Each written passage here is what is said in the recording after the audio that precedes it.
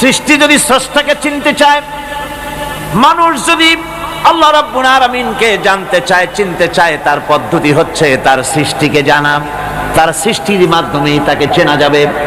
আল্লাহ পাক বলেন, আল্লাযীনা ইয়াযকুরুনাল্লাহা কিয়ামান ওয়া কুউদান ওয়া আলা জুনুবিহিম ওয়া ইয়াতাফাক্কারুনা ফী খালকিস সামাওয়াতি ওয়াল আরদ রব্বানা মা খালাকতা হাযা বাতিলা সুবহানাকা ফাকিনা আযাবান নার।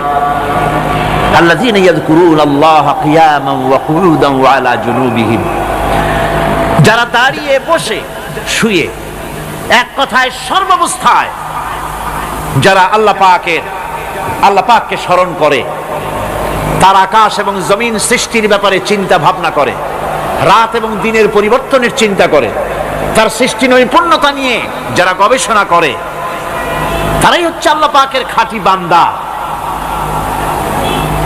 একজন সত্যানুসন্ধানী। চোখের সামনে যখন নিখিল বিশ্বের পরমাণু থেকে শুরু করে সূর্য, চন্দ্র, গ্রহ, নক্ষত্র, বিশাল আকাশ পর্যন্ত, গাছপালা, তরুলতা, সমুদ্র, মহাসমুদ্র, পশু পক্ষী ইত্যাদি যখন তার নজরে পড়ে, তখন একজন সত্যের অনুসারী ব্যক্তি, একজন সত্যের অনুসন্ধানী ব্যক্তি, তার মুখ থেকে বেসাক্তা স্বতঃস্ফূর্তভাবে নিজের অজান্তে মুখ থেকে যে শব্দটা বেরোয়, সে শব্দটা হচ্ছে আলহামদুলিল্লাহি রাব্বিল আলামিন। সমস্ত প্রশংসা হচ্ছে ওই আল্লাহ পাকের, যিনি এগুলিকে সৃষ্টি করেছেন।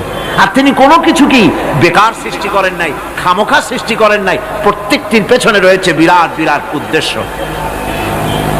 এখানে মানুষের সবচাইতে বড় ভ্রান্তি, মানুষের সবচাইতে বড় ভুল, সেটা হলো এই, দুর্ভাগ্যজনকভাবে সকল সৌন্দর্যের মহাশিল্পী আল্লাহ পাককে মানুষ ভুলে যায়। তারা প্রশংসা করে নদীর, প্রশংসা করে নারীর অঙ্গ প্রত্যঙ্গ নিয়ে তারা কবিতা লেখে, নারীর সৌন্দর্য নিয়ে কবিতা লেখে, সাহিত্য রচনা করে, সূর্য নিয়ে, চন্দ্র নিয়ে, চাঁদের মায়াবী জ্যোৎস্না নিয়ে, এর সুন্দর সুষমা নিয়ে কবিতা লেখে, প্রজাপতির রং দিয়ে গান তৈরি করে, ফুলের সৌন্দর্য এবং তার সৌরভ দেখে মানুষ পাগল হয়ে যায়। এগুলির পিছনে গান, সাহিত্য ইত্যাদি কবিতা রচনা করে। কিন্তু এই সৌন্দর্য যিনি সৃষ্টি করেছেন, সে আল্লাহ পাককে বেমালুম ভুলে যায়। সেই জন্যে স্রষ্টার প্রশংসা করতে হবে। আল্লাহ পাক শেখাচ্ছেন, শুরুতেই শেখাচ্ছেন, আলহামদুলিল্লাহি রাব্বিল আলামিন। পড়েন সবাই, আলহামদুলিল্লাহি রাব্বিল আলামিন। আল্লাহ রাব্বুল আলামিন তোমাকে যদি কোনো বিপদ দেন, এই বিপদ থেকে তোমাকে কেউ মুক্ত করতে পারবে না, কেউ বাঁচায় দিতে পারবে না। আল্লাহ যদি তোমার জন্য বিপদ রেখে দিয়া থাকেন, এই বিপদ থেকে বাঁচাবার ক্ষমতা কারো নাই।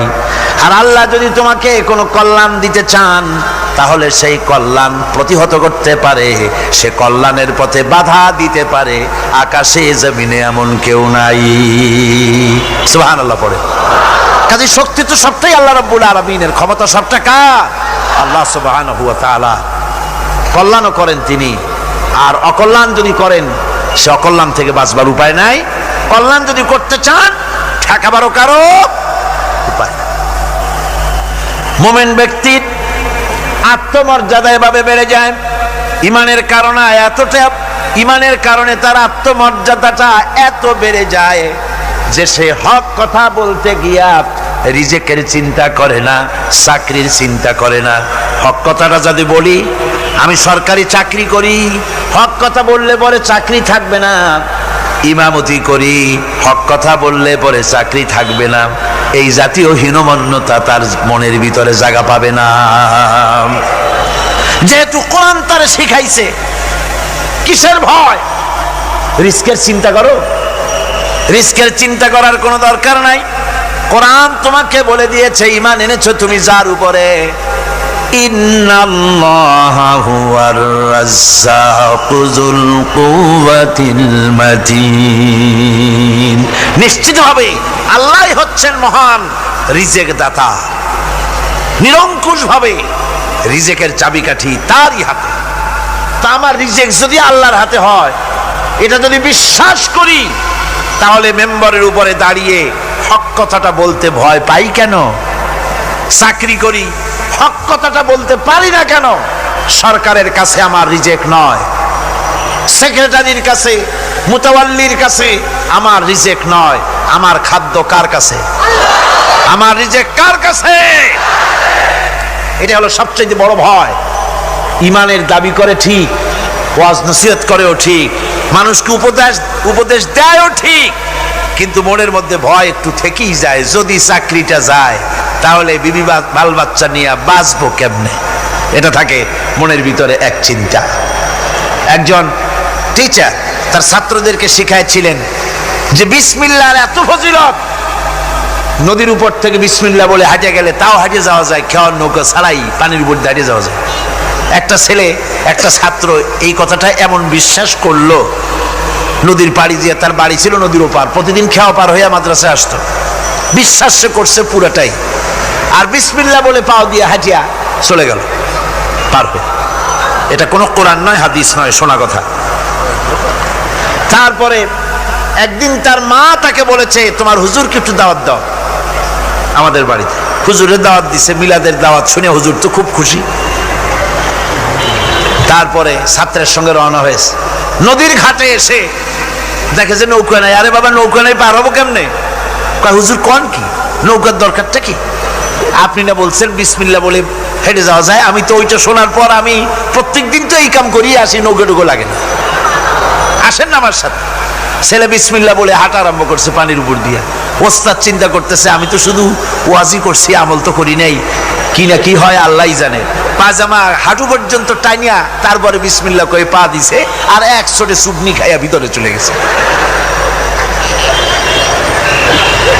সুতরাং মুখ দিয়া বললে হবে না, বিশ্বাস করতে হবে, ইয়াকিন রাখতে হবে রিজকের মালিক আল্লাহ। হক কথা কাউকে ছেড়ে দেব না, এটা বলবোই, তাতে আমার চাকরি থাকুক আর চাকরি যাক। এর নাম হলো আত্মমর্যাদা। এর নাম কি? আত্মমর্যাদা।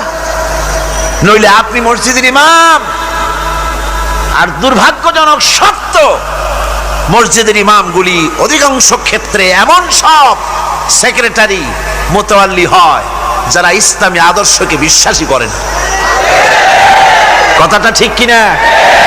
ধর্মনিরপেক্ষতাবাদী, কিন্তু মসজিদের সেক্রেটারি, মাদ্রাসার সেক্রেটারি, ঈদগাহের সেক্রেটারি। কারণ মুসল্লিরা ভাবে ওনার পয়সা বেশি, ওনারই নেতা বানানো উচিত। অথচ কোরআন নিষেধ করেছে এমন কোন লোক মসজিদের মুতাওয়াল্লি সেক্রেটারি হতে পারে না যে ব্যক্তি আল্লাহর পথে পরিচালিত নয়, যে আল্লাহকে মানুষের চাইতে বেশি ভয় না করে, যে ব্যক্তির ভিতরে দ্বীন নাই, ঈমান নাই, ইসলামী আদর্শ নাই, শুধু পয়সার বিনিময় সেক্রেটারি মেম্বার মুতাওয়াল্লি হয়ে বসে আছে, আর ইমাম ভয়ের চোটে কথা বলে না। আছেন এমন? আচ্ছা, হক কথা মাদ্রাসা, মসজিদ, ওয়াজ মাহফিল, চাকরির জায়গা, কোর্টে, কাছারিতে, আদালতে, সর্বত্র মুমিন ব্যক্তি বলতে পারবে তখন যখন ঈমান বিল্লাহ পোক্ত হবে। আল্লাহর প্রতি ঈমানটা যখন পোক্ত হবে, তখন সে বুঝবে এ চাকরি আমার পায়ের গোলাম। এখানে যদি আমার চাকরি না থাকে, অন্য জায়গা থেকে রিস্কের ব্যবস্থা আল্লাহ পাক আমাকে করে দিবেন। এটাই হচ্ছে ঈমান বিল্লাহর প্রথম উপকারিতা। পয়লা নম্বরের উপকারিতা, মানুষকে পার্সোনালিটি সৃষ্টি হয়ে যায়, তার মধ্যে শক্তি আসে, ঈমানি মজবুতি আসে, তার মধ্যে শখসিয়ত আসে, তার মধ্যে ব্যক্তিত্ব আসে, আত্মমর্যাদা আসে, আত্মসম্ভ্রম সৃষ্টি হয়। এটা হলো পয়লা নম্বরের উপকার। ঈমান আনার জন্য আল্লাহর প্রতি মানুষ ঈমান আনলে পরে 2 নম্বরের যে উপকারটা হয় সেটা হলো মানুষের ভিতর থেকে অহংকার দূর হয়ে যায়। অহংকার থাকে না। যে ব্যক্তি ঈমান বিল্লাহ যার ভিতরে ঢুকে যায়, আল্লাহর ঈমান পরিপূর্ণরূপে এসে যদি যায়, তাহলে তার ভিতরে অহংকার থাকে না। কেন থাকে না? অহংকার থাকে না এই জন্য, যেহেতু মুমিন ব্যক্তি জানে আল্লাহ রাব্বুল আলামিন জানে, আল্লাহ রাব্বুল আলামিনের সামনে বান্দা জানে, কথা বুঝতে পারে, কোরআন পড়ে জানে যে আমি আল্লাহর সামনে সম্পূর্ণ অসহায়। অসহায় যে যার কিচ্ছু নাই সে কি অহংকার করতে পারে? অর্থ নাই, বিত্ত নাই, কিছু নাই, সে কি অহংকার করে? অহংকার কারা করে? অহংকার করে যাদের অর্থ আছে, বিত্ত আছে, শিক্ষা আছে, বিদ্যা আছে, স্বাস্থ্য আছে, জমি আছে, জমা আছে, বাড়ি আছে, কল আছে, কারখানা আছে, গাড়ি আছে, এরাই না অহংকার করে। কিন্তু ঈমান বিল্লাহ যখন আসি তখন সে বুঝতে পারে আমার শক্তি কোনো শক্তি নয়, ওয়া হুয়াল কাহিরু ফাওকা ইবাদি। সমস্ত আল্লাহ রাব্বুল আলামিন বলছেন সমস্ত বান্দার উপরে কর্তৃত্ব হচ্ছে আল্লাহ পাকের। আল্লাহর কর্তৃত্ব থেকে বেরিয়ে আসার ক্ষমতা কারো নাই। সবচাইতে শ্রেষ্ঠ শক্তি কার? আল্লাহ পাক। ওই আল্লাহ রাব্বুল আলামিন বলেছেন, চ্যালেঞ্জ করেছেন, যদি সম্ভব করতে পারো, অহংকার করতেছো, বড়াই করতেছো, যদি সম্ভব করতে পারো আমার জমিন থেকে বেরিয়ে যাও। যদি সম্ভব করতে পারো, অহংকার তো খুব করো, বাস করো আমার জমিনের উপরে, খাও আমার ফসল, জীবন আমি দিলাম, চক্ষু আমি দিলাম, আমার চোখ দিয়ে দেখো, আমার দেওয়া কান দিয়ে শোনো, আমার দেওয়া বিবেক দিয়ে চিন্তা করো, সব তো আমি দিয়েছি, তারপরেও যদি অহংকার করো। ইয়া মাশারাল জিন্নি ওয়াল ইনসি ইন ইসতাতাতুম আন তানফুযু মিন আকতারিস সামাওয়াতি ওয়াল আরদ ফানফুযু লা তানফুযুনা ইল্লা বিসুলতান। হে পৃথিবীর মানুষেরা, হে পৃথিবীর জিনেরা, ইয়া মাশারাল জিন ওয়াল ইনস, হে পৃথিবীর মানুষ, মনুষ্য জাতি এবং জিন, যদি সম্ভব করতে পারো তাহলে আমার ইহাতা থেকে, আমার জমিন থেকে, আমার জমিনের উপর থেকে বেরিয়ে যাও। এমন দেশে যাও যেখানে আমার সূর্য নাই, যেখানে আমার চন্দ্র নাই, যেখানে আমার আলো নাই, যেখানে আমার বাতাস নাই, অক্সিজেন নাই, আমার পানি নাই, এমন কোন জায়গা যদি পাও বেরিয়ে চলে যাও। যাওয়া যাবে? আর যারা জবাব দিলেন না তারা পারবেন বুঝি? যাওয়া যাবে। আল্লাহ পাক বলছেন ফানফুযু লা তানফুযুনা ইল্লা বিসুলতান। আমার রাজত্ব থেকে, আমার ইহাতা থেকে, আমার পরিমণ্ডল থেকে, আমার কর্তৃত্ব থেকে বেরিয়ে যাওয়ার কোনো পথ নাই। কেউ বেরিয়ে যেতে পারবে না। আকাশ দিয়ে, জমিন দিয়ে পরিবেষ্টন করে রেখেছি, পালাবার উপায় নাই, ভাগবার জায়গা নাই। এই কথা মুমিন যখন পড়ে আস্তে করে মাথা নিচু হয়ে আসে, আমি কত দুর্বল আমার মহান আল্লাহর সামনে। সুবহানাল্লাহ। এই জন্য আমি বলি, কিসের বড়াই করবেন? কিসের বড়াই? বিদ্যার বড়াই। কতটা বিদ্যা অর্জন করেছেন, কতটুকু শিখেছেন? আপনার থেকে আরো অনেক শিক্ষাবিদ রয়েছেন, আবার তার থেকে আরো অনেক শিক্ষাবিদ রয়েছেন, কতটুকু শিখেছেন? এখনো ছাত্র, অনেক কিছু আছে যা আপনি আজও জানতে পারেন নাই।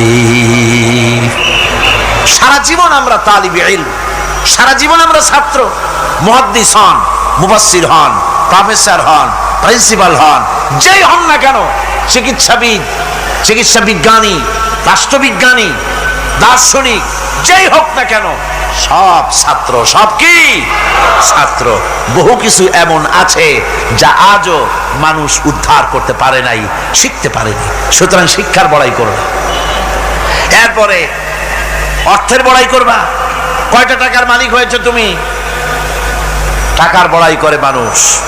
জিজ্ঞাসা করা হয়, মিয়া সাহেব রোজা রাখেন না কেন? কয় রোজা রাখবো, চাউলের অভাব আছে নাকি? না দানের অভাব আছে, না টাকার অভাব আছে। নাউজুবিল্লাহ। কত টাকা হয়েছে? আল্লাহ রাব্বুল আলামিন যদি ইচ্ছা করেন এমন রোগ দিয়া দিতে পারেন, হার্টের ভিতরে ক্যান্সার দিয়ে দিতে পারেন, ব্রেনের ভিতরে টিউমার দিয়ে দিতে পারেন, রক্তের ভিতরে ক্যান্সার দিয়ে দিতে পারেন, হাড়ের ভিতরে ক্যান্সার ঢুকায় দিতে পারেন। এমন রোগ হয়ে যেতে পারে ডাক্তারের 14 গোষ্ঠী গুলে খেলেও রোগ ভালো হবে না। সারা জীবন যত টাকা কামাই করেছেন গোষ্ঠী বেচতেও ঔষধের পয়সা হবে না।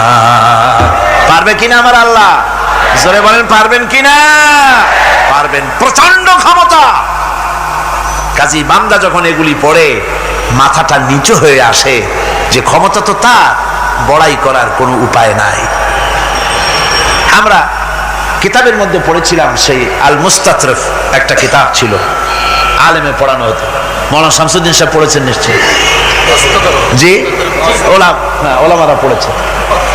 সেই কিতাবে আলেম ক্লাসে পড়ানো হতো তখন আমাদেরকে একটা আরবি সাহিত্য।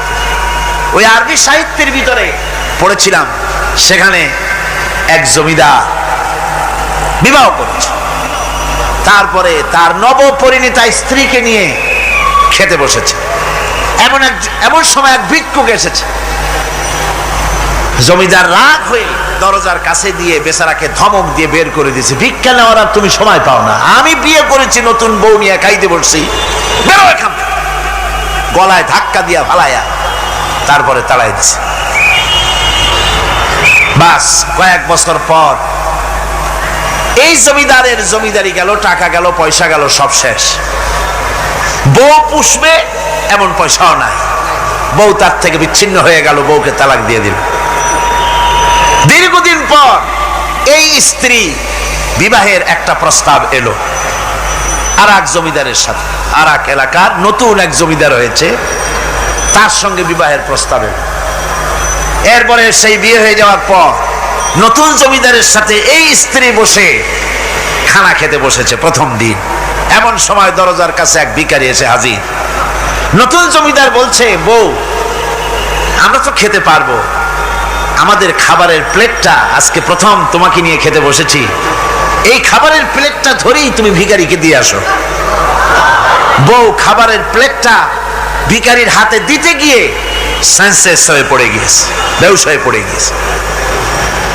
নতুন জমিদার অনেকক্ষণ অপেক্ষা করলো, বউ ফেরে না কেন, যায় দেখে বেহুশ, মুসাফির সেখানে দাঁড়ানো। কিছুক্ষণ পর বউয়ের হুশ হলো, জিজ্ঞেস করলো, হয়েছে কি, তুমি এরকম পড়ে গেল কেন? এই মুসাফিরকে দেখে বউ বলতেছে, আল্লাহর কসম, তুমি যখন আমাকে প্লেট ভরা খাবার দিয়ে পাঠাই দিলা ভিক্ষুককে দেওয়ার জন্যে, যারে ভিক্ষা দিতে গেলাম, আল্লাহর কসম করে বলি, এ হচ্ছে আমার সেই প্রথম স্বামী। এবার ওই জমিদার বলতেছে, তুমি যেমন কসম করে বলতেছো এই হলো তোমার প্রথম স্বামী, আমিও আমার আল্লাহর নামে কসম করে বলি, আমিও সেই ভিখারি যেদিন তোমরা খেতে বসেছিলে আর আমি ভিক্ষা নিতে গিয়েছিলাম, আমাকে দরজা থেকে তাড়ায় দিয়েছিলে। সুতরাং বড়াই করো না, অর্থে টাকার বড়াই করো না, অহংকার করো না, স্বাস্থ্যের বড়াই করো না, স্বাস্থ্য ভালো, অহংকার করো না। আল্লাহ যদি ইচ্ছে করেন এক রাত্রের মধ্যে মাত্র আধা ঘন্টা 15 মিনিটের ভিতরে কয়েকবার পাতলা দাস্ত দিয়া জনমের মতো শেষ করে দিতে পারেন, পারেন কিনা? সুতরাং মানুষ ঈমান বিল্লাহ, আল্লাহর প্রতি ঈমান মানুষকে এভাবে বিনয়ী করে দেয়। কোন আলহামদুলিল্লাহ। অহংকার বলে কিচ্ছু থাকে না তার, সে আগে সালাম দেয়। ঈমান বিল্লাহ, যার মধ্যে ঈমান, আল্লাহর ঈমান ঢুকে যায়, তার আগে কেউ সালাম দিতে পারে না। রাসূলুল্লাহ বলেছেন, যে ব্যক্তি আগে সালাম দেয় সে অহংকার মুক্ত। জোরে বল সুবহানাল্লাহ। এখন তো সালাম শুধু পেতে চায়। দারোগা চিন্তা করে পুলিশেরা আমারে সালাম দেবে, আমি ওরে সালাম দিতে যাবো কেন? ও প্রত্যেকদিন আমারে দেয় স্যালুট, আমি দেবো ওরে সালাম, একটা কথা। এসপি মনে করে ইন্সপেক্টর আমারে সালাম দিবে, আইজি মনে করে এসপি আমারে সালাম দিবে, প্রেসিডেন্ট মনে করে মন্ত্রীরা আমারে সালাম দিবে, হুজুররা মনে করে মুরিদরা আমারে আগে সালাম দিবে। না, এটা সুন্নাতের খেলাফ। রাসূলুল্লাহর আগে কেউ সালাম দিতে পারে নাই। জোরে কোন সুবহানাল্লাহ। আগে সালাম দাও।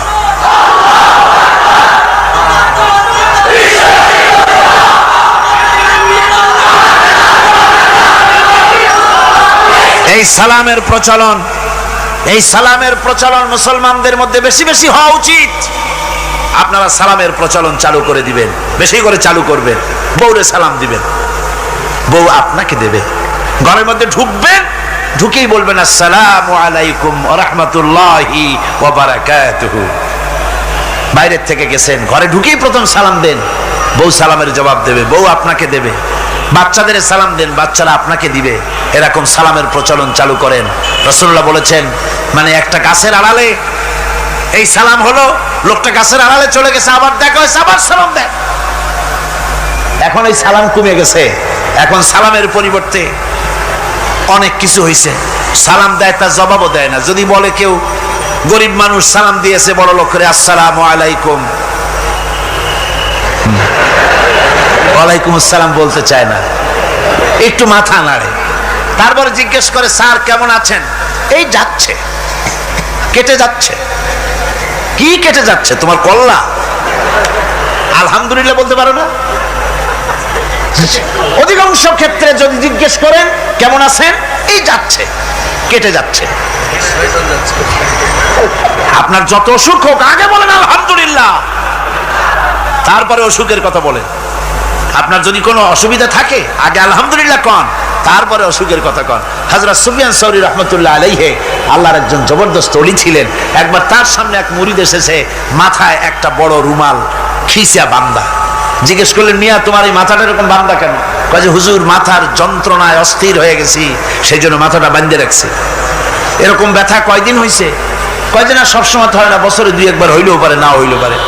বলে বছরে 2-1 মাথা ব্যথা হয়, সেই ব্যথাটা দড়ি দিয়া বান্দা মানুষকে দেখাইলা যে আমার ব্যথা হয়েছে, অসুবিধাটা দেখালে, আর যতদিন ভালো ছিলে ওইটার প্রমাণ স্বরূপ মাথায় কি বান্দা মানুষকে দেখাইছো। সুতরাং শুকরিয়া আদায় করো সব সময়, আলহামদুলিল্লাহ আলা কুল্লি হাল। সব অবস্থা আমি ভালো আছি, আমার থেকে আরো অনেক খারাপ আছে।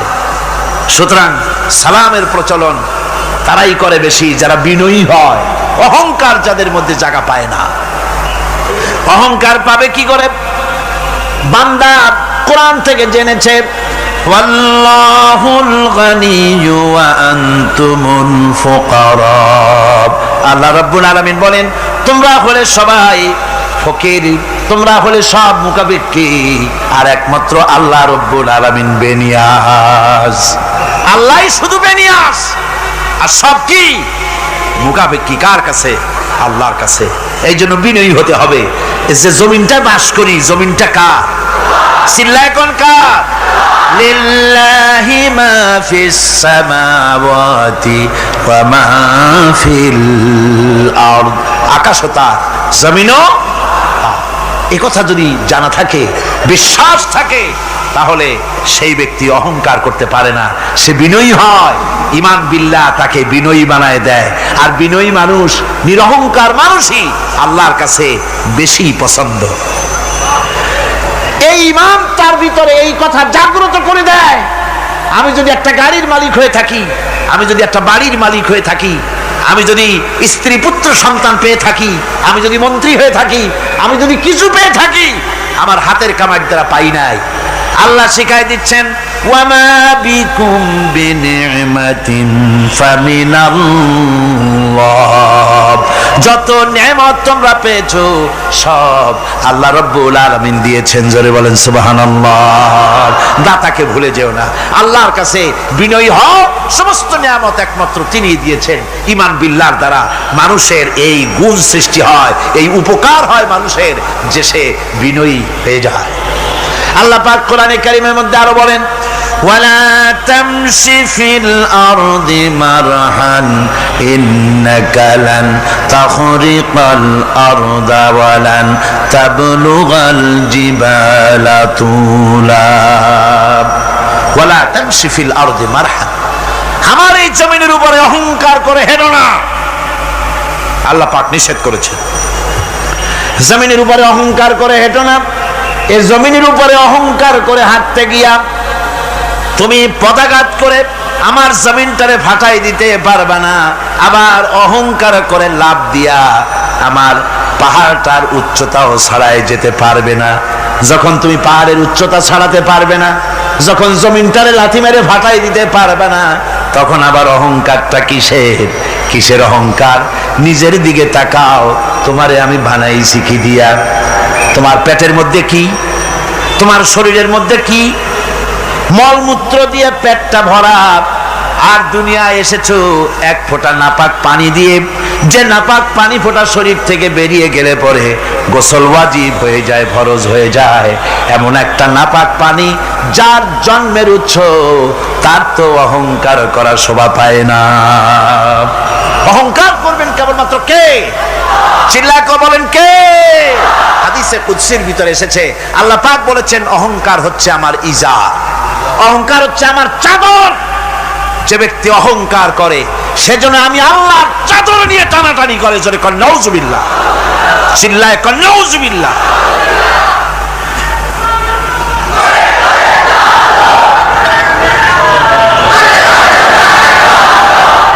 আমার বন্ধুগণ,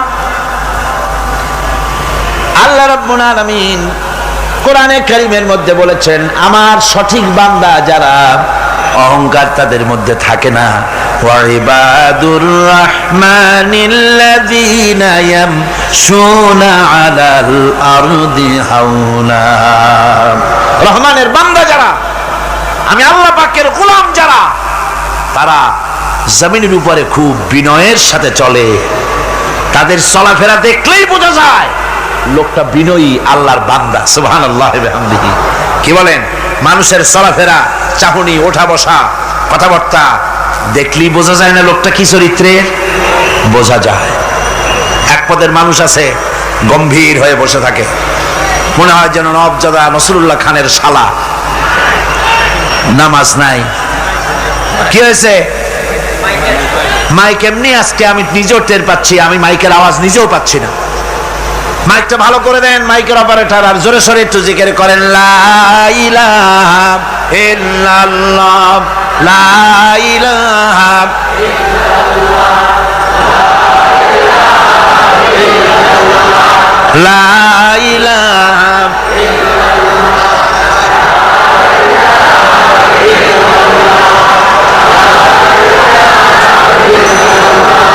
বসেন, বসুন।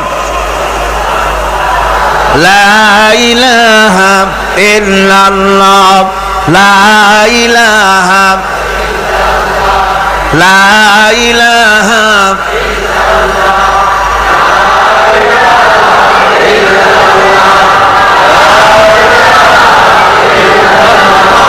লা ইলাহা ইল্লাল্লাহ মুহাম্মাদুর রাসূলুল্লাহ।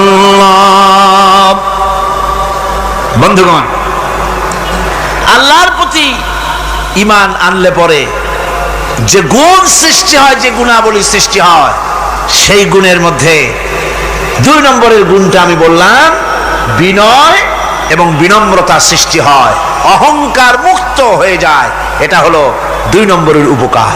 প্রথম নম্বরের উপকার হচ্ছে মর্যাদা সৃষ্টি হয়। 2 নম্বরে কি হয়? অহংকার মুক্ত হয়ে যায়। আল্লাহ রাব্বুল আলামিনের উপরে ঈমান আনলে পরে, ঈমান বিল্লাহ যখন এসে যায় ভিতরে, আল্লাহর প্রতি যখন ঈমান পরিপূর্ণতা লাভ করে, তখন তার 3 নম্বরের উপকার যেটা হয় সেটা হলো সে নির্ভীক হয়ে যায়, তার মধ্যে বীরত্বের সৃষ্টি হয়। জোরে বলেন আলহামদুলিল্লাহ। ঈমানদার লোক কোনোদিন কাপুরুষ হয় না। ঈমানদার লোক কাপুরুষ হয় না, বীর পুরুষ হয়। আর পৃথিবীতে কাপুরুষেরা কোনো ইতিহাস সৃষ্টি করতে পারে না। বীর পুরুষ জীবনে মরে একবার, আর কাপুরুষ মরে জীবনে বারবার। পাতিশিয়ালের ডাক শুনে চিতই পড়ে। ট্রাকের টায়ার পাংচার হয়েছে, আওয়াজ শুনে হার্ট ফেল করে। এই হলো যারা নাকি ঈমানের দিক থেকে দুর্বল, তাদের এই অবস্থা। আর ঈমানদার যারা, তারা বোমার আওয়াজ শুনে পালায় না, বরং আহত সিংহের মতো আওয়াজ যেদিকে হয়েছে সেদিকে ছোটে গিয়ে দেখে তার কোনো ভাই আহত হয়েছে কিনা। এটা হলো ঈমান বিল্লাহর 3য় গুণ, 3য় উপকার। আল্লাহর প্রতি ঈমান আনলে পরে মানুষ নির্ভীক হয়ে যায়। মানুষের সবচাইতে ভয়টা কি কোন তো বলতে পারেন? সবচাইতে বড় ভয় কিসে? মৌতের। অবশ্য কেউ কেউ বড় ভয় বউকেও মনে করে যে বউ হলো সবচাইতে বড় ভয়ের জিনিস।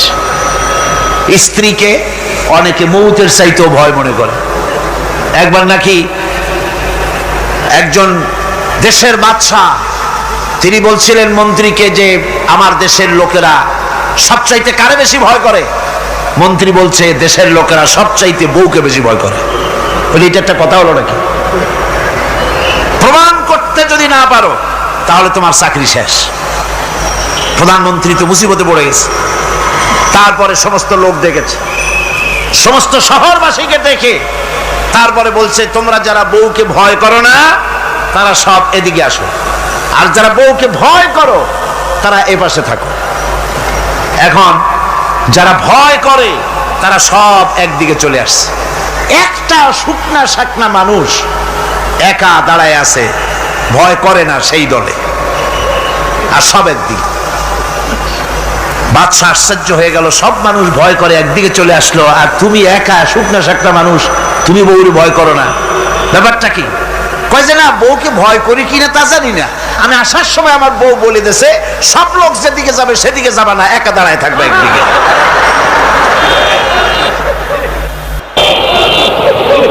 কাজেই মানুষেরা ভয় করার ব্যাপারে ভয়ের নানান রকমের দিক আছে, কিন্তু প্রকৃতপক্ষে এটা একটা উপমা দিলাম আমি মাত্র। প্রকৃতপক্ষে মানুষের কাছে সবচাইতে বড় ভয় হলো মৃত্যুর ভয়। সবচাইতে ভয় কিসের ভয়? মানুষের ভিতরে যখন ঈমান বিল্লাহ এসে যায়, আল্লাহর প্রতি যখন সে পরিপূর্ণরূপে ঈমান যখন আনে, তখন তার ভিতরে এই চিন্তা আসে মৃত্যু তো আমার হবে, মৃত্যু থেকে পালাবার উপায় নাই। পালাবার উপায় যদি থাকতো তাহলে না হয় অবশ্যই ভয় পেতাম না, কিন্তু মৃত্যু থেকে তো পালাতে পারবো না, তখন কাপুরুষ হবো কেন? তখন তো বীর পুরুষের মতো জীবন দিতে হবে। কিসের মতো দিতে হবে জীবন? আল্লাহ রাব্বুল আলামিন কোরআনে কারীমের মধ্যে বলে রেখেছেন, ঈমানদার লোক আল্লাহরে যে বিশ্বাস করে তার বড় উপকার হলো মওতকে পরোয়া করে না। মওতকে পরোয়া করে না বলে তার পক্ষে সমস্ত কাজ সহজ হয়ে যায়। কোরআন বলতেছে, কুল ইন্নাল মাউতাল্লাযী তাফিরুনা মিনহু ফাইন্নাহু মুলাকীকুম। মরণ তোমার, মরণ থেকে পালাও তুমি, মরণ তোমায় লইবে ঘিরি। মরণ থেকে পালাও তুমি, মরণ তোমায় লইবে ঘিরি। যদিও সুদূর আকাশ পানে লুকাও সেথায় লাগিয়ে সিঁড়ি। হে মহারোগের চিকিৎসক নাই, নাই সে ঔষধ জগতে। খুঁজিয়া কাতর হইলে কি হবে, পারিবে না তারে ফিরাতে। এ মৃত্যু আসবেই, মৃত্যুর হাত থেকে বাঁচবার কোন উপায় যখন নাই, তখন সেই মওত কাপুরুষের মওত কেন হবে? ঈমান এই উপকার করে মানুষকে, বুকটারে বড় বানায় দেয়। মানুষ শুকনা হতে পারে কিন্তু কলিজাটা বিরাট হয়, তার কলিজাটা বড় হয়ে যায়, আল্লাহর ভয় তার মধ্যে আসে। যেহেতু সে জানে, কোরআনে কারীমের মধ্যে আল্লাহ পাক বলেছেন, আইনামা তাকুনু ইউদরিকুমুল মাউতু ওয়ালাউ কুনতুম ফি বুরুজিম মুশাইয়াদা। আল্লাহ পাক বলেন, দুর্ভেদ্য দুর্গের ভিতরে যদি তুমি পালায় থাকো, মৃত্যু সেখানে গিয়া তোমারে খুঁজে বের করবে, এড়াতে পারবে না। একজন তার বাড়িতে কুত্তা দিয়া বাড়ি ভরে ফেলেছে। ঘরের কুত্তা, খাটের নিচে কুত্তা, ড্রয়িং রুমে কুত্তা, বেডরুমে কুত্তা। তার বন্ধু এসে বলে, ভাই তোমার বাড়ি এত কুত্তা কেন? আগে তো তুমি এত কুত্তা পাগল ছিল না, এত কুত্তা পালতেছো কেন? কয় যে ওয়াজ শুনে আসছে। আশ্চর্য কথা, ওয়াজ শুনে তুমি কুত্তা পালা আরম্ভ করলা? কয় যে না, সব কথা শুনে নাও না আগে। বলে কি? কয় যে ওয়াজের মধ্যে শুনলাম রাসূলুল্লাহ বলেছেন যে বাড়িতে কুত্তা থাকে ঘরের মধ্যে আর প্রাণীর ছবি থাকে ওখানে নাকি ফেরেশতা আসে না। তা আমি কুত্তা রেখে দিছি, ঘরের থেকে বাইর হই না, আজরাইল আসতেও পারবে না, আমার জানও কবজ হবে। বন্ধু ছিল খুব চালাক, বন্ধু কয় যে ও কুত্তাওয়ালা বন্ধু, বুঝলাম আজরাইল আসবে না, কিন্তু কুত্তা কি কিয়ামত পর্যন্ত বাঁচে না মরে? কয় যে না ভাই, কুত্তা তো মরে। কয় কুত্তা মারে যে ফেরেশতায়, তোমারে মারবে সেই ফেরেশতায়। পালাবা কেমনে? পালাবার উপায় যেখানেই থাকে, বাড়িতে হোক, গাড়িতে হোক, দেশে হোক, বিদেশে হোক, মৃত্যু যখন আসবে, মৃত্যুর হাত থেকে এড়াবার কোন উপায়। আমার বন্ধুগণ, মৃত্যু থেকে বাঁচবার কোন উপায় নাই। এজন্য এই ক্ষণস্থায়ী জীবনের সুখময়, অনন্তকাল সুখময় জীবনকে মানুষেরা, ইমানদার লোকেরা জলাঞ্জলি দিয়ে চির সুখময় আল্লাহর জান্নাতে যাওয়ার জন্য জীবন দিতে মোটেও তাদের বাধে না। জীবন দিতে হবে আল্লাহর রাস্তায়। যখন মরবই, বাসা যখন যাবে না, বাসা কি যাবে? চিল্লা এখন যাবে? রাসূলুল্লাহ যখন বাঁচেন নাই, কত বড় কথা! আল্লাহ রাসূল যখন বাঁচেন নাই, তো পৃথিবীতে কে বাঁচবে? রাসূলের যখন ইন্তেকাল হয়েছে, সবাইকে মরতে হবে, কোনো সন্দেহ নাই। সন্দেহ আছে? মরা লাগবে। সেই মওতটা ঈমান বিল্লাহ, আল্লাহর প্রতি ঈমান আনলে পরে ওই মওতের ভয় আর থাকে না। মনটা তখন নির্ভীক হয়ে যায়, সে বীর হয়ে যায়। তখন তার মন বলে, মরা যখন লাগবে, জীবনটা যিনি দিয়েছেন তার জন্য দিয়ে দেই না কেন? জীবন যিনি দিয়েছেন তার জন্য দিয়ে দেই। বদরের যুদ্ধ, রাসূল করিম সাল্লাল্লাহু আলাইহি ওয়াসাল্লাম লোক তৈরি করতেছেন, সৈন্য রিক্রুট করতেছেন। বদরের যুদ্ধ, আমার ভাইরা, চারটিখানি কথা নয়। বদরীদেরকে আল্লাহ মাফ করে দিয়েছেন। যেরকম সুবহানাল্লাহ। বদরের যুদ্ধ বড় মারাত্মক যুদ্ধ। এ জিহাদ হবে, বাপ তরবারি ধরবে ছেলের বিরুদ্ধে। মক্কা থেকে ছেলে আসছে কাফের, ছেলে তরবারি ধরবে বাপের বিরুদ্ধে, মামু ধরবে ভাগ্নার বিরুদ্ধে, ভাই ধরবে ভাইয়ের বিরুদ্ধে। এটা কি আপনি সোজা মনে করেন? কোন সোজা মনে করেন? আমার বন্ধুগণ, বদরের যুদ্ধ শেষ হয়ে যাওয়ার পর হযরতে আবু বকর সিদ্দিক রাদিয়াল্লাহু তাআলা আনহুর সঙ্গে ছেলে আব্দুল্লাহর দেখা হয়ে গেল। ছেলে তখনও কাফের। ছেলে বলে, বাবাজি, আমার আব্বা আবু বকর বদরের প্রান্তরে, আমি আমার তরবারির সামনে আপনাকে কয়েকবার পেয়েছিলাম, কিন্তু আপনি আমার পিতা বলে আমি কিছুই করতে পারি নাই।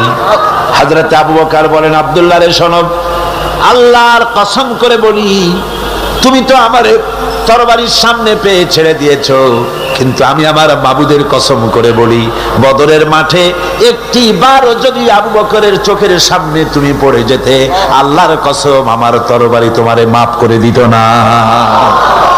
তুমি কাফের, আমি মুসলমান। তোমার সাথে আমার সম্পর্ক পিতা পুত্রের স্নেহের সম্পর্ক হতে পারে তখন যখন আদর্শের প্রশ্নে মিল হবে, নইলে তুমি কাফের, আমি মুমিন। পিতা হিসাবে স্নেহ তোমার যেটা পাওয়া দরকার আমার কাছে, সেই স্নেহ থেকে তুমি বঞ্চিত থাকবে। এই যুদ্ধে সৈন্যদেরকে রিক্রুট করা সোজা ব্যাপার ছিল না। হুজুর সাল্লাল্লাহু আলাইহি ওয়াসাল্লাম সাহাবীদেরকে তৈরি করতেছেন জিহাদের জন্য। কিভাবে কথাটা পারবেন, হুজুর কথা গোছায় বলতেছেন। হযরত বর্ষিয়ান সাহাবী হযরত মিকদাদ রাদিয়াল্লাহু তাআলা আনহু হুজুরের অবস্থা বুঝতে পারতেছেন। হযরত মিকদাদ দাঁড়িয়ে গেলেন হুজুরকে সাহস দেওয়ার জন্য। হযরত মিকদাদ দাঁড়িয়ে গিয়ে বলছেন, ইমদি বিনা ইয়া রাসূলুল্লাহ হাইসুমা তাশা, আয় হাইসুমা আমারাকাল্লাহ। হে রাসূল, আপনি আমাদের নিয়ে চলুন যেদিকে আপনার খুশি, অর্থাৎ আল্লাহ আপনাকে আমাদেরকে নিয়ে যেদিকে যেতে বলেন সেদিকে নিয়ে যান। ইন্না লা নাকুলু লাকা কামা ক্বালা বনি ইসরাঈল লিমূসা আলাইহিস সালাম ইযহাব আনতা ওয়া রাব্বুকা ফাকাতিলা ইন্না হাহুনা কাঈদুন। আমরা মুসা আলাইহিস সালামের উম্মত না। সুবহানাল্লাহ। হুজুর কি খুশি হচ্ছেন এই বক্তৃতা শুনে, মেঘদাদের বক্তৃতা শুনে হুজুর কি খুশি হচ্ছেন। হযরত মেঘদাদ বলছেন, হুজুর আমরা মুসা আলাইহিস সালামের উম্মত না।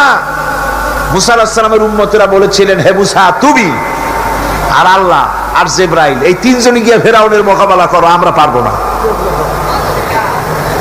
আমরা এই কথা বলবো না। বল ইযহাব আনতা ওয়া রাব্বুকা ফাকাতিলা ইন্না মাআকুমা মুকাতিলুন। হে রাসূল, বরং আমরা বলি আপনি চলুন আমাদেরকে নিয়ে, আপনার রব আপনাকে যেদিকে যেতে বলে আমাদেরকে নিয়ে চলুন, আমরা আপনার সাথে থেকে কাফেরদের বিরুদ্ধে লড়াই করব, তরবারি চালাবো ততক্ষণ পর্যন্ত মা দামাত আইনু মিন্না তাতাররাফ, যতক্ষণ পর্যন্ত থামো, যতক্ষণ পর্যন্ত চোখের একটা পাতাও নড়ে, যতক্ষণ পর্যন্ত চোখের একটা পলক পড়ে ততক্ষণ পর্যন্ত যুদ্ধ চালাতে থাকবো। অর্থাৎ নাক দেয়া নিঃশ্বাস যতক্ষণ আসে আর যায় আপনার সপক্ষে তরবারিগুলি ঝলসে উঠবে। চলেন আমাদেরকে নিয়ে যেদিকে আপনি যেতে চান। রাসূলুল্লাহ কি যে খুশি হলেন, সুবহানাল্লাহ। আল্লাহর নবী দারুণ খুশি হয়ে গেলেন। নবীজি বললেন, ও সাহাবীরা, তোমাদের মন মানসিকতা যখন এই রকম, তাহলে কুমু বিনা ইলা জান্নাতিন জান্নাতুন আরদুহা কাস সামাওয়াতি ওয়াল আরদ। কুমু বিনা ইলা জান্নাতিন, ওঠো চলো আমার সাথে সেই বেহেশতের দিকে, যেই বেহেশতটা ওই বিশাল আকাশের চাইতে, এই জমিনের চাইতে অনেক অনেক বড়।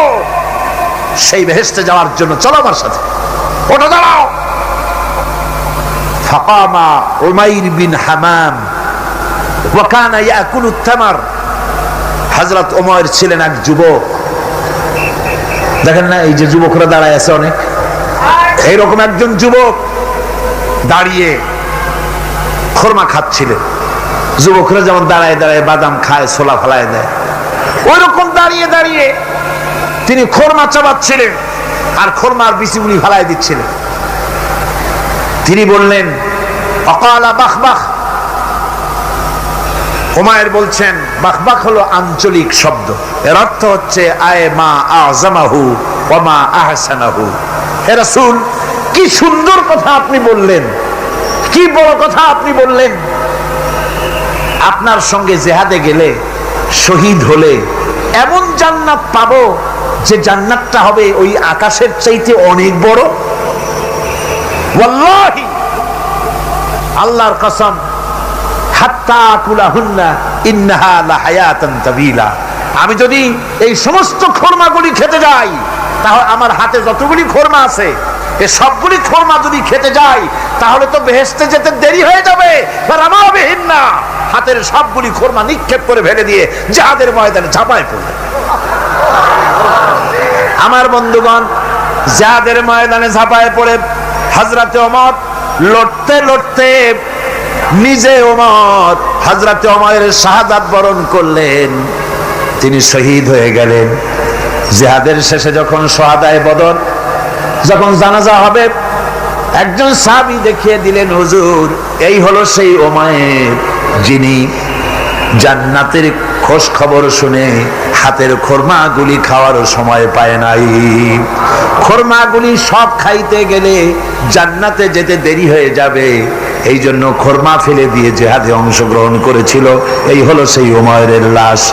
আল্লাহর নবী হযরত ওমরের দিকে আঙ্গুল দিয়া বললেন, ওমর, যেই জান্নাতের জন্য খরমা খাওয়ার তর তোমার সয় নাই, তাড়াতাড়ি করে এসে শহীদ হয়েছো, আমি নবী সাক্ষী দিচ্ছি, ইন্নাকা মিন আহলিহা, আমি সাক্ষ্য দিচ্ছি অবশ্যই তুমি আল্লাহর জান্নাতি, অবশ্যই তুমি বেহেশতে যাবে। সুবহানাল্লাহ, তুমি বেহেশতের অধিবাসী। সুতরাং আল্লাহর রাস্তায় যারা জীবন দেয় ঈমান বিল্লাহর কারণে, তার ভিতরে ঈমান মজবুত হয়ে যায়, মৃত্যুকে পরোয়া করে না। মৃত্যু হয় তার পায়ের বৃত্ত, মৃত্যু আমার গোলাম, মরা আমার লাগবেই। জীবনটা যিনি দিয়েছিলেন, জীবনটা তাকে দিতে, তার রাস্তায় দিতে আপত্তি আছে? চিল্লা এখন আপত্তি আছে? আমার বন্ধুগণ, আল্লাহর রাস্তায় যারা এভাবে জীবন দেয়, ওদের সম্পর্কে রব্বুল আলামিন বলেন, ওয়ালা তাহসাবান্নাল্লাযীনা কুতিলু ফী সাবিলিল্লাহি আমওয়াতান বাল আহইয়াউন ইনদা রাব্বিহিম ইউরযাকুন। যারা নাকি আমার রাস্তায় জীবন দিল, আমার রাস্তায় যারা জীবন দিয়েছে, নিহত হয়েছে, তাদেরকে তারা মৃত্যু হয় নাই, বরং তারা জীবন লাভ করেছে। এই মরণের বিনিময় আর এক জীবন তারা লাভ করেছে, যেই জীবনে তারা আল্লাহর কাছে চলে গেছে এবং রব্বুল আলামিনের কাছ থেকে তারা রিজেক্ট প্রাপ্ত হয়। আল্লাহর কাছে তারা রিজেক্ট পায়। আর এই মৌত হচ্ছে শ্রেষ্ঠ মৌত, শাহাদাতের মৌত। কিসের মৌত? শাহাদাতের মৌত। আমার বন্ধুগণ, জীবনের পরোয়া মুমিনের সবচেয়ে বড় উপকার আল্লাহর পর ঈমান আনার।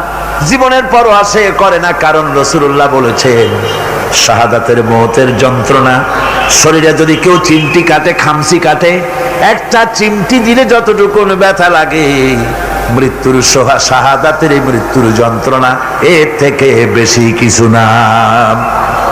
কিতাবের ভিতরে এসেছে, ফেরাউনের স্ত্রী আসিয়া যখন ফেরাউনকে মানে নাই, শেষ পর্যন্ত ফেরাউন অর্ডার দিয়া দিল, আসিয়ারে মারো।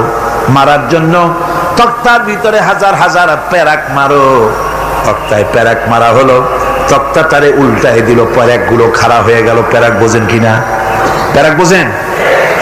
প্যারাক গুলো খাড়া হয়ে গেল। ফেরাউন বলল, এর উপরে আসিয়াকে ভুট করে শোয়াই দাও, এরপরে চতুর্দিক থেকে পিটাইতে থাকো, যতক্ষণ পর্যন্ত আমার উপরে ঈমান না আনে মারতেই থাকো। প্যারাকের উপরে নারী দেহ আসিয়াকে শোয়াই দেওয়া হলো, আর চতুর্দিক দিয়া মাপ আঘাত করা হচ্ছে। লোহাগুলি শরীরের ভিতরে ঢুকে যাচ্ছে, শত শত লোহা শরীরের ভিতরে ঢুকে যাচ্ছে। এমত অবস্থায় আল্লাহ রাব্বুল আলামিন ডেকে বলেন, ফেরেশতারে, আমার ফেরেশতারা, আমার আসমানের সব দরজাগুলি খুলে দাও। আমার আসিয়া মৃত্যুর আগে, প্রাণ বেরিয়ে যাওয়ার আগে, আমার জান্নাতটা দেখে যেন প্রাণটা বেরিয়ে যায়। আল্লাহর এই রাস্তায় মানুষ জীবন দিতে কুণ্ঠাবোধ করে না, যদি ঈমান বিল্লাহ, আল্লাহর প্রতি ঈমান মজবুত হয়ে যায়, তার জীবনের মোটেও পরোয়া হয় না। জীবন দিয়েছেন আল্লাহ, এই জীবন দিব, কাকে ফিরায় দেব? আল্লাহ। এই জন্য আল্লাহ পাক বলেছেন, ইন্নাল্লাহা ইশতারা মিনাল মুমিনিনা আনফুসাহুম ওয়া আমওয়ালাহুম বিআন্না লাহুমুল জান্নাহ। আমি আমার মুমিনের জান এবং মাল সবটা খরিদ করে নিয়েছি, বিনিময়ে মুমিনকে আমার বেহেশত দিয়ে দিয়েছি।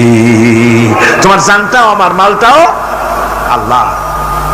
সুতরাং জান মাল তো আমার, আমার রাস্তায় জান দাও, মাল দাও।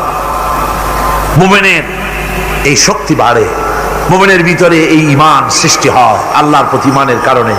নির্ভীক সে বীর হয়ে যায়, তার ধারণা এটা হয়, ঈমানের ব্যাপারে মজবুত হয় যে পৃথিবীর সমস্ত শক্তি একত্রিত হয়ে যদি আমাকে চেষ্টা করে, আমার এক গাছা পশম বাঁকা করতে পারবে না, যদি না আল্লাহর হুকুম না থাকে। সুবহানাল্লাহ। কোরআনে কারিমে রব্বুল আলামিন বলেন, ওয়া মা হুম বিদারিনা বিহি মিন আহাদিন ইল্লা বিইজনিল্লাহ। আল্লাহ রাব্বুল আলামিনের সুস্পষ্ট কথা হলো এই যে আল্লাহর বিনা অনুমতিতে কেউ তোমার কোনো ক্ষতি করতে পারবে না। জোরে কোন সুবহানাল্লাহ। কেউ ক্ষতি করতে পারবে না। আবার নির্ধারিত সময় আসার আগে মৃত্যু তোমার হবে না। মৃত্যুর যখন নির্ধারিত সময় হবে তখনই মৌত হবে, এর আগে হবে না। আল্লাহ পাক বলেছেন, ওয়া মা কানা লিনাফসিন আন তামুতা ইল্লা বিইযনিল্লাহি কিতাবাম মুআজ্জালা। আল্লাহ পাক বলেন আমার নির্ধারিত সময় আসার আগে 1 সেকেন্ড আগে মরবে না, 1 সেকেন্ড পরেও মরবে না। অনেকে বলে অমুকের অকাল মৃত্যু হয়েছে, বলে না, বলে কি না অকাল মৃত্যু হয়েছে, এটা বাজে কথা। কিসের অকাল মৃত্যু? কালেই মরছে, হায়াত ওখানেই শেষ। হায়াত থাকতে 1 সেকেন্ড আগে 1 সেকেন্ড পরে মৃত্যু হবে না। যখন নির্ধারিত সময় আসবে সেই সময় মরবে, এর আগে বা পরে মৃত্যু হবে। মৃত্যু নির্ধারিত সময়ের আগে মরবে না মানুষ, বাহানায় হোক ওসিলায় হোক, মরণ যেখানে আছে সেখানে যাওয়াই লাগবে। এই জন্যে কবি বলছেন दो चीज आज दो चीज कसद जोर जोर एके आबेदाना दिगर खा के गोर। দুটি জিনিস মানুষকে টানে, একটা হলো খাদ্য আর একটা হলো মৃত্যু। খাবার যেখানে আছে সেখানে যেতেই হবে, আর মৃত্যু যেখানে আছে সেখানেও যেতে হবে। কোরআনে কারিমে রব্বুল আলামিন বলেন قل لو كنتم في بيوتكم لبرز الذين كتب عليهم القتل إلى مضاجعهم।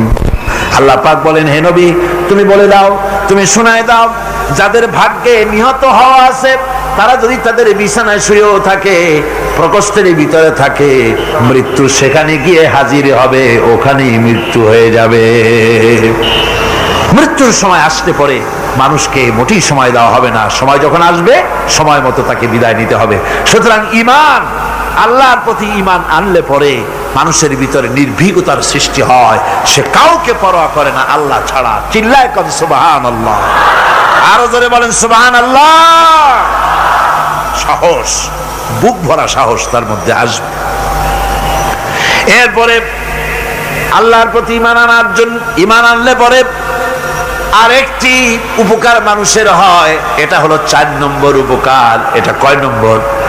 4 নম্বরের উপকার হলো আল্লাহর প্রতি মানসিক প্রশান্তি আসে। সেই মানসিক প্রশান্তিটা হলো ইমানদার কখনো হতাশ হয় না, ইমানদার কখনো হতাশায় ভোগে না, নিরাশায় ভোগে না। যেহেতু কোরআন শরীফের ভিতরে আল্লাহ পাক বলেছেন আল্লাহর রহমত থেকে কেবল কাফেররা ছাড়া আর কেউ নিরাশ হয় না। আল্লাহর রহমত থেকে নিরাশ হয় কারা? যেরকম কারা নিরাশ হয়? আর কেউ আল্লাহর রহমত থেকে নিরাশ হয় না। সুতরাং আল্লাহর প্রতি এই আশা ভরসা, আল্লাহর প্রতি এ ধরনের একটি প্রশান্তি মনের মধ্যে থাকে, সে হতাশ হয় না। কারণ আল্লাহর প্রতি ঈমান আশায় তার বুক বেঁধে দেয়। আল্লাহ পাক কোরআনে কারীমের মধ্যে বলেছেন আল্লাযী খালাকানি ফাহুয়া ইয়াহদিন। আল্লাহ ইব্রাহিম আলাইহিস সালামের মুখ দিয়ে কথা বলেছেন, আল্লাহ হচ্ছেন তিনি যিনি আমাকে সৃষ্টি করেছেন আর আমার হেদায়েতের রাস্তাও তিনি দেখিয়ে দিয়েছেন। والذي هو يطعمني ويسقين। আর আমি যখন ক্ষুধার্ত হই তিনি আমারে খাওয়ান, আর আমি যখন তৃষ্ণার্ত হই তিনি আমারে পান করান। কে খাওয়ান? কে খাওয়ান আর পান করান কে? আল্লাহ পাক বলেন ওয়াইদা মারিতু ফাহুয়া ইয়াশফিন। ইব্রাহিম আলাইহিস সালামকে দিয়ে আল্লাহ এই কথাও বলালেন, আমি যখন অসুস্থ হই আমারে রোগ মুক্ত কে করে দেয়? বলেন না কে করে দেয়? আল্লাহ রাব্বুল আলামিন রোগ মুক্ত করে দেন। হযরত আইয়ুব আলাইহিস সালামের ঘটনা কোরআনে কারীমের মধ্যে আল্লাহ রাব্বুল আলামিন উঠায় দিয়েছেন, বলে দিয়েছেন যাতে করে মুমিনেরা মনের মধ্যে আল্লাহর প্রতি আশা ভরসা আনতে পারে। রোগ হয়েছে হযরত আইয়ুব আলাইহিস সালামের, এত অসুখ, অসুখে রোগে শোকে আত্মীয় স্বজন স্ত্রী পুত্র পরিজন সব তারে ছেড়ে গেল, গায়ে পোকা হয়ে গিয়েছে। 1 বছর 2 বছর নয়, বছরের পর বছর ধরে রোগাক্রান্ত অবস্থায় আইয়ুব আলাইহিস সালাম আছেন। এবার সমস্ত শরীর ছেড়ে জিহ্বার মধ্যে পোকা হওয়া শুরু হয়ে গেছে। হযরত আইয়ুব আলাইহিস সালাম জিহ্বায় যখন পোকা শুরু হয়ে গেল, আল্লাহর দরবারে তখন তিনি ফরিয়াদ করে বলেছিলেন রব্বুল আলামিন, সারা শরীরে পোকা ধরলো, শরীর জরা জরা হয়ে গেল, রোগে শোকে শেষ হয়ে গেলাম, কোনো শিকায়ত করি নাই, এবার তো কথা না বলে পারি না মাবুদ, তুমি দয়া করে আমার জিহ্বায় পোকা দিও না। আমার জিহ্বাটা পোকা ধরেছে, দয়া করে পোকা জিহ্বায় দিও না, কারণ আমার জিহ্বায় যদি পোকা হয়ে যায় তাহলে তোমার মতো আল্লাহর জিকির আমি কি দিয়া করব। আমার জিহ্বাটা ভালো রাখো আল্লাহ। হযরতে আইয়ুব আলাইহিস সালাম পড়েছিলেন আন্নী মাসানি আদ-দুরর ওয়া আনতা আরহামুর রাহিমিন। আয় আল্লাহ, আমি রোগাক্রান্ত হয়ে পড়েছি আর তুমি তো রহমান রহিম। দোয়া মঞ্জুর হলো, আল্লাহ পাক আইয়ুব আলাইহিস সালামকে রোগ মুক্ত করে দিলেন। রোগ হলে পরে কে সেরে দেয়? কে সেরে দেয়? আল্লাহর প্রতি এই আশা, এই ভরসা, এই চিন্তা থাকতে হবে। আল্লাহ পাক বলেন, যখন আইয়ুব আমার কাছে দোয়া করল আমিও জবাব দিয়া দিলাম। কোন সুবহানাল্লাহ। আল্লাহ পাক বলেন, ফাকাশাফনা মা বিহি মিন দুররিন ওয়া আতাইনাহু আহলাহু ওয়া মিসলাহুম মাআহুম রাহমাতাম মিন ইনদিনা। আমি তার কষ্ট দূর করে দিলাম, তার হারানো স্বাস্থ্য ফিরাই দিলাম এবং তার সাথী সঙ্গীদেরকে আমার পক্ষ থেকে আমার রহমত দিয়ে তার কাছে সব আবার আমি ফিরাইয়া দিলাম। সুতরাং মুমিন ব্যক্তি কখনো হতাশ হবে না। চতুর্দিকে দেখে বিপদ আর বিপদ, এই বিপদে সে হতাশ হয় না, আশায় বুক বেঁধে থাকে। নিরাশার আধারে তুমি হে আশার নূর, যেখানে বেরোবার কোনো পথ নাই সেখান থেকে পথ বের করে দেয় কে? চিল্লায় কোন কে দেয়? আমার আল্লাহ পাক। দেখেন হযরত ইউসুফ আলাইহিস সালাম হারায় গেলেন, মানে তার 11 ভাই ইউসুফ আলাইহিস সালামকে কুয়ার মধ্যে ফেলাই দিলেন। আর এসে তারা বলল যে ইউসুফ আলাইহিস সালামকে বাঘে খায়া ফেলেছে। এটা কি গল্প নাকি? এটা কোথায় আছে? কোরআন শরীফের মধ্যে আছে।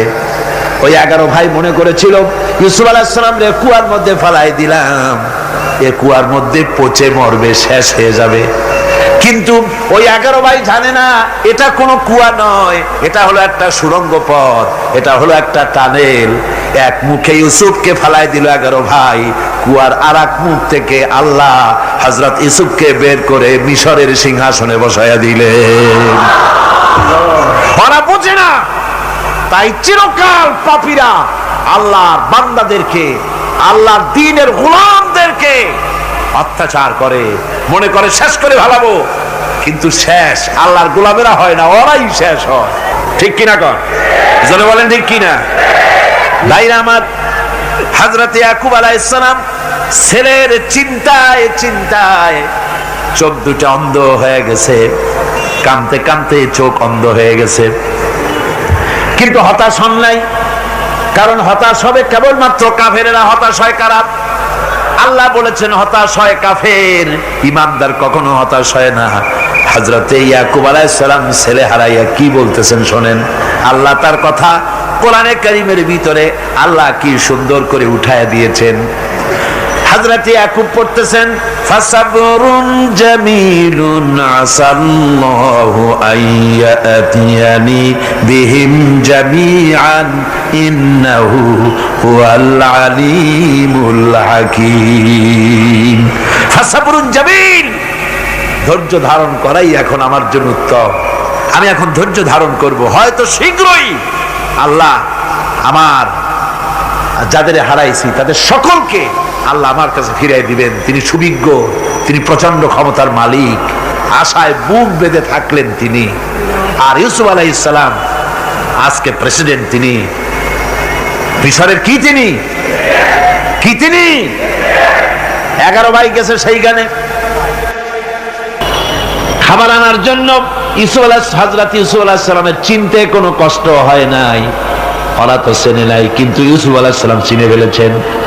হযরত ইউসুফ কোনো প্রতিশোধ নিলেন না। হযরত ইউসুফ পরিচয় দিলেন আর বললেন, ভয় পাইও না, খাদ্য তোমাদেরকে দিয়া দিব। তোমাদের ব্যাপারে আমার বক্তব্য হচ্ছে, লা তাসরিবা আলাইকুমুল ইয়াউম, তোমাদের বিরুদ্ধে আমার কোনো ক্ষোভ নাই, বিদ্বেষ নাই, মাফ করে দিলাম। এই জামাটা নিয়ে যাও, আমার আব্বার জন্য এই জামাটা নিয়ে যাও। জামা নিয়ে যাচ্ছে মিশর থেকে। কোথায় কেনান, কোথায় মিশর? মিশর থেকে ইউসুফ আলাইহিস সালামের জামা নিয়ে ছেলেরা কেনানের দিকে যাচ্ছে, আর এদিকে হযরত ইয়াকুব বলতেছেন, আমি যেন আমার নাকের ভিতরে ইউসুফের গন্ধ পেতেছি। সুবহানাল্লাহ। জামা চলে এলো, চোখের উপরে তিনি রাখলেন, আল্লাহ চোখ ভালো করে দিলেন। সুবহান। ভাইরা আমার, এই জন্য যারা আল্লাহর উপরে ভরসা করে, আল্লাহর ঈমান যাদের মধ্যে এসে যায়, ঈমান বিল্লাহর বড় উপকার হলো সে হতাশ হয় না। যত বড় বিপদ হোক হতাশ হয় না। দেখেন ইউসুফ আলাইহিস সালাম কি কেমন করে জুলাইখা ঘেরাও করে ফেলে দিয়েছে, দরজা বন্ধ, তালা বন্ধ, জানালা বন্ধ, ছিটকানি মারা, খিল মারা, তালা দেওয়া, বেরোবার কোনো পথ নাই, চতুর্দিকে নগ্ন চিত্র। এবার জুলাইখার প্রবৃত্তিকে চরিতার্থ করতে হবে, খারাপ কাজ করতে হবে, বেরোবার পথ নাই। হযরত ইউসুফ আলাইহিস সালাম তিনি জানেন দরজা সব বন্ধ, পালাবার পথ নাই, কিন্তু আল্লাহ রাব্বুল আলামিনকে তিনি ভয় করলেন। যুবক মানুষ, আল্লাহ রাব্বুল আলামিনকে ভয় করলেন। রব্বুল আলামিনকে ভয় করে তিনি তালাবদ্ধ দরজার দিকে দৌড় মারলেন। রব্বুল আলামিন আপন কুদরতে সবগুলি দরজা খুলে দিলেন। ওয়া মান ইয়াত্তাকিল্লাহা ইয়াজআল লাহু মাখরাজা। যে ব্যক্তি আমারে ভয় করে, আমার পথে চলতে চায়, আমি রাস্তা খুলে দেই। সুবহানাল্লাহ ওয়া বিহামদিহি। সুতরাং ঈমানে বুক বাঁধো জওয়ানেরা, তরুণেরা, হতাশ হওয়ার কোনো কারণ নাই, আশায় বুক বেঁধে থাকো। আপনারা বলেন, এই পৃথিবীতে ইউনূস আলাইহিস সালাম যে বিপদে পড়ছিলেন, এর চাইতে বড় বিপদ পৃথিবীতে কিছু হতে পারে? আপনাদের চিন্তায় বুঝি পারে? এই দিকের লোকেরা কথাই কয় না মুঠে। কি বলেন, পারে? এত বড় বিপদ চিন্তাও করা যায়। কোরআনে কারীমের মধ্যে আল্লাহ রাব্বুল আলামিন বলেন, ওয়াযান্নুন ইয যাহাবা মুগাদিবান ফাযান্না আন লান নাকদিরা আলাইহি। ইউনূস আলাইহিস সালামকে যখন মাছে গিলে ফেলে দিল, মাছ এবার পানির অতল তলদেশে চলে গেছে। মাছের পেটের ভিতরে দরজা নাই, জানালা নাই, ছিদ্র নাই, পালাবার কোনো পথ নাই। আছে? আছে? ফানাদা ফিল যুলুমাতি আন লা ইলাহা ইল্লা আনতা সুবহানাকা ইন্নী কুনতু মিনাজ জালিমিন। জানেন নাই দোয়া? পড়েন সবাই, লা ইলাহা ইল্লা আনতা সুবহানাকা ইন্নী কুনতু মিনাজ জালিমিন। আয় আল্লাহ, তোমার পবিত্রতা ঘোষণা করতেছি, তুমি ছাড়া কেউ নাই, আমার তো আর বাঁচার উপায় নাই, আমি আমার উপরে জুলুম করেছি, আর তোমার পবিত্রতা ঘোষণা করতেছি। জিকির করতেছেন তিনি মাছের পেটের মধ্যে বসে। আল্লাহ রাব্বুল আলামিন বলেন, ইউনূস আলাইহিস সালাম মাছের পেটের ভিতরে বসে যে চিৎকারটা মারলেন, দুনিয়ায় কোনো তার বন্ধু বান্ধবেরা শোনে নাই, কোনো রাজা বাদশারা শোনে নাই। মাছের পেটের মধ্যে ফানাদা ফিল যুলুমাত, যুলুমাত হলো জমায় কাসির। এখানে তিনটা অন্ধকার ছিল। কয়টা অন্ধকার? একটা হলো মাছের পেটের অন্ধকার, একটা হলো রাতের অন্ধকার, আরেকটা হলো পানির অন্ধকার। ত্রিবিধ অন্ধকারের ভিতর থেকে ইউনূস আলাইহিস সালাম হতাশ হয়ে যান নাই, তিনি চিৎকার মেরে আল্লাহরে ডাক দিলেন। আল্লাহ কয়, আমি ডাক শুনছি, কেউ তোমার ডাক শোনে নাই, আমি তোমার আরশের মালিক, আমি আল্লাহ শুনতে পেয়েছি। শুধু শুনি নাই, জবাবও দিয়া দিলাম। ফাস্তাজাবনা লাহু ওয়া নাজ্জাইনাহু মিনাল গাম্মি ওয়া কাযালিকা নুজিল মুমিনিন। পড়েন না সবাই, فاستجبنا له ونجيناه من الغم وكذلك ننجي المؤمنين আমি আল্লাহ পাক বলেন আমি ইউনূসের ডাক শুনলাম, ডাকের জবাব দিয়া দিলাম, আর মাছের পেটের ভিতরে বেদনার সৃষ্টি করে দিলাম। মাছ এবার ভেসে উঠলো। মাছের আর এখন কোন উপায় নাই বমি করা ছাড়া। মাছ কিনারায় চলে এলো, ইউনূসকে বমি করে ফেলে দিল। আল্লাহ কয়, শোনো দুনিয়ার মানুষেরা, শুধু ইউনূস আলাইহিস সালামকে নয়, ওয়া কাযালিকা, এইভাবে করে আমার মুমিন বান্দারা যদি বিপদে পড়ে আর আমারে ডাকে, আমি রব্বুল আলামিন এইরকম বিপদ দিয়া বাঁচাইয়া দেব। বিপদ থেকে বাঁচাবেন কে? সুতরাং গতকালকের মতো আবারও বলি, বিপদ আসতে পরে মুসলমানেরা মাজারে দৌড়ায় বেশি। কন নাউজুবিল্লাহ, জোরে কন নাউজুবিল্লাহ। বিপদ আসে আর মাজারে চলে যায়, যাইয়া সেখানে কাঁদবে, মাজারের উপরে মাথা ঘা দিতে থাকে, পয়সা দেয়, মুনাজাত করে, কাঁদতে থাকে, মাজারওয়ালার কাছে বিপদ মুক্তি চায়। নাউজুবিল্লাহ পড়ে, আবারও কন নাউজুবিল্লাহ। বিশ্বাস করুন আমার ভাইরা, বিশ্বাস করুন, আল্লাহর কোরআন আমার হাতে। মাজারওয়ালার কাছে কানলে পরে ওই মাজারে যিনি শুয়ে আছেন, আল্লাহর কসম তার কোন ক্ষমতা নাই আপনাকে বিপদ থেকে বাঁচাতে পারে। আছে ক্ষমতা? জোরে বলেন আছে? বিপদ থেকে বাঁচাবে কে? কে বাঁচাবে? সমস্ত প্রশংসা, যাবতীয় প্রশংসা সে আল্লাহ পাকের, যিনি তামাম জাহানের পালনেওয়ালা রব। ইনশাআল্লাহ বাকি কথা আগামীকাল বলবো ইনশাআল্লাহ। সকালে বলেন ইনশাআল্লাহ। মুনাজাতের জন্য দাঁড়ানো ভাইরা সব বসেন, যত লোক দাঁড়িয়ে আছেন সবাই বসেন। প্রথম দিনের মুনাজাত আল্লাহ পাকের দরবারে, সব বসেন, মহব্বতের সাথে বসেন, আর একটু জিকির করেন লা ইলাহা ইল্লাল্লাহ। আল্লাহুম্মা আমিন। রব্বানা যালামনা أنفسنا وإن لم تغفر لنا وترحمنا لنكونن من الخاسرين ربنا لا تزغ قلوبنا بعد إذ هديتنا وهب لنا من لدنك رحمة إنك أنت الوهاب হায় আল্লাহ তাআলা, এই বিশাল জনসমুদ্র নিয়ে তোমার দরবারে হাত তুলেছি।